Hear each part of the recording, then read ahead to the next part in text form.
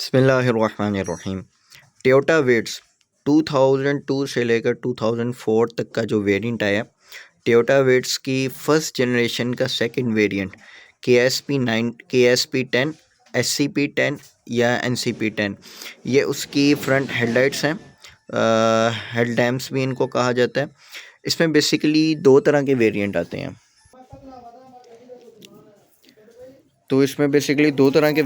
हैं। एक ये सिंपल ट्यूब वाला आता है, H4 ट्यूब जिसमें लगती है, और दूसरा इसका आता है HID वाला वेरिएंट। उसमें HID ट्यूब और ब्लास्टर फिट हुआ होता है। ये उसकी राइट साइड की हेडलाइट है। ड्राइवर साइड, जो राइट हैंड ड्राइव गाड़ी होगी उसकी ड्राइवर साइड ये बनेगी। ये उसके नक्के जो मेन देखने वाले हैं वो एक ये नक्का है, दूसरा ये नक्का दरमियान में, तीसरा ये नक्का। ये ऐसे ही होते हैं, ये कोई लॉक वगैरह नहीं लगा होता, ये इसमें सुराख नहीं होता। और चौथा नक्का ये इसका लगा हुआ। ये इसकी पार्किंग है, ये ट्यूब की जगह, सॉरी ये इंडिकेटर था, ये ट्यूब की जगह, और ये इसकी पार्किंग है। इसकी सिंपल वाली जो हेडलाइट रहती है उनमें कुछ वेरिएंट ऐसे आएंगे जिनके यहाँ पे ना एक अम्ब्रेला सा बना हुआ क्रोम का, जिस तरह HID का होता है, जिस तरह ये एक क्रोम की कैप सी बनी हुई है उसके पार्किंग के ऊपर। तो वो भी इसमें वेरिएंट आता है, जबकि वो HID होती नहीं है, लेकिन सिर्फ उन्होंने वो एक कैप सा दिया होता है क्रोम का। और इसके ये चार के देखने के बाद अगर ये देखना हो कि ये लाइट खुली तो नहीं हुई, तो ये इसकी ये बेसिकली फिटिंग है 1 2 3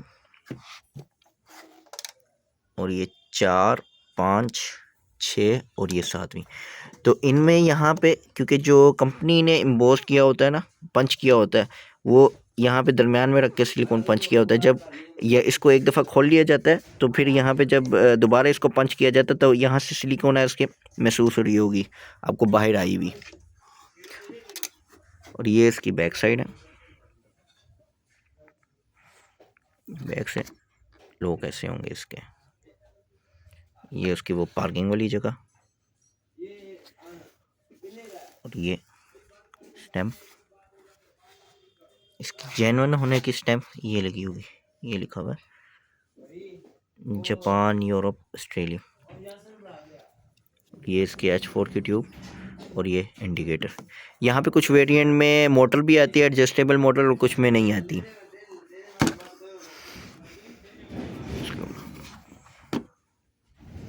ये उसकी पैसेंजर साइड की हेडलाइट है, ये भी इसी तरह।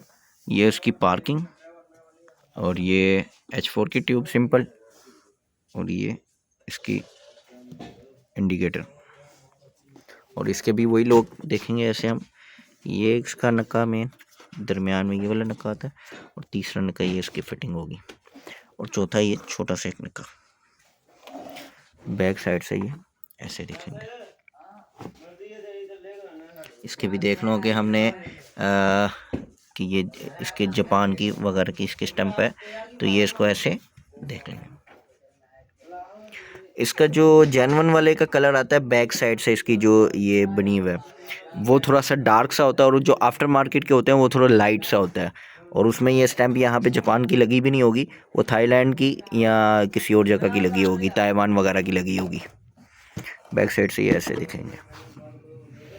अगर आपने ये वाली हेडलाइट्स 2000 वाले मॉडल में फ़िट करनी है तो ये हो जाएगी फ़िट, क्योंकि उसकी जो बल्क हेड है वो सेम है, लेकिन उसके साथ आपको फ्रंट बम्पर भी चेंज करना पड़ेगा।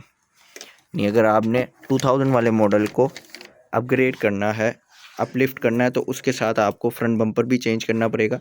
बोनट आपको चेंज नहीं करना पड़ेगा, बोनट की ग्रिल चेंज करनी पड़ेगी, फेंडर्स चेंज नहीं करने पड़ेंगे, फेंडर्स सेम है, उसमें कोई फ़र्क नहीं आता। बाकी अंदर से इंटीरियर में थोड़ा फ़र्क आ जाता है, बैकलाइट्स में फ़र्क आ जाता है, क्योंकि जो 2000 वाला मॉडल है उसके बम्पर में कोई फ्लिप से नहीं आते, जिनको गोले भी कहा जाता है। जो 2002 से 2004 वाला मॉडल है उसके बम्पर की शेप में भी फ़र्क है, उसमें गोले भी आ जाते हैं। बाकी अंदर जो बल्क हेड है इसमें कोई ताला पट्टी वगैरह में कोई फ़र्क नहीं इसका आता। टोयोटा विट्स के अलावा ये टोयोटा यारिस के नाम से भी लॉन्च हुई थी। यूरोप में टोयोटा यारिस के नाम से ही चलती है, क्लेविया के नाम से भी चली है, और इको के नाम से भी ये चली है।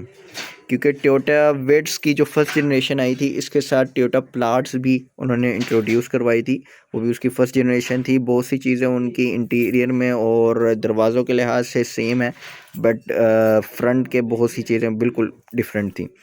तो उसकी ये प्लाट्स में नहीं लगेगी, ये सिर्फ विट्स के 2002 से 2004 तक के मॉडल को लगेगा, 2, 3 और 4। अगर आपने 1999 से 2001 वाले वेरिएंट में इसको ऐड करना है तो उसके साथ आपको बम्पर ज़रूर चेंज करना पड़ेगा, उसके अलावा ये इसको फिट नहीं होगा।